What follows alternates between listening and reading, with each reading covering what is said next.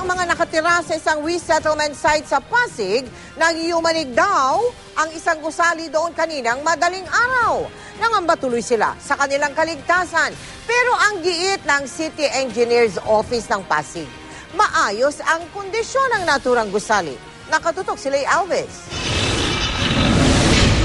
Naglabasan ang mga residente ng isang gusali sa resettlement site sa Manggahan, Pasig kaninang madaling araw. Nakaramdam daw kasi sila ng pagyanig. May gumuho rin daw na lupa sa gilid ng gusali. May narinig po ako kaninang parang gumuguho na mga bato lang. Tapos po maya-maya, yung pagkabukas po sa pintuan namin, nakita ko po gumuguho na siya pababa. Tapos medyo nanginginig yung corridor. Ano yung nanginginig? Yung sa hallway po, yung bakal po. Halos 2 taon nang naninirahan sa Manggahan housing site ang halos 600 pamilya na dati ay informal settlers. Ayos naman daw noong una, pero nang simulang maghukay para sa 2 bagong gusali sa gitna, doon na raw nagsimula ang paminsan-minsang pagyanig sa Cattleya Building. Parang hindi na po kami safety. Anytime na hindi natin masabi kung kailan. Kaya nangangamba din po kami. Naghihintay pa po kami kung anong reaction ng city government namin. Agad na nag-inspeksyon ng Pasig City Engineers Office. Maayos naman daw ang kondisyon ng gusali, kaya bumalik din ang mga residente. 100% safe yung building. Opo.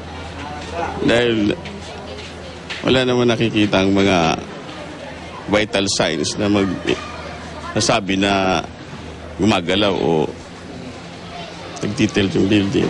Duda rin daw silang yumanig ang gusali. Kung may naramdaman man daw ang mga residente, baka vibration lang daw yun ng metal scaffolding na ikinabit sa railing ng gusali. Meron kasi nakakasabit doon na scaffolding, pinapatanggal ko na yun.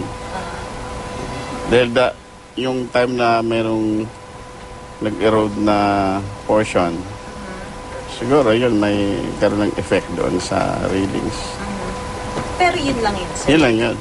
Dapat wag silang mangamba dahil sa wala namang nakikitang vital sign yung structure na guguho siya.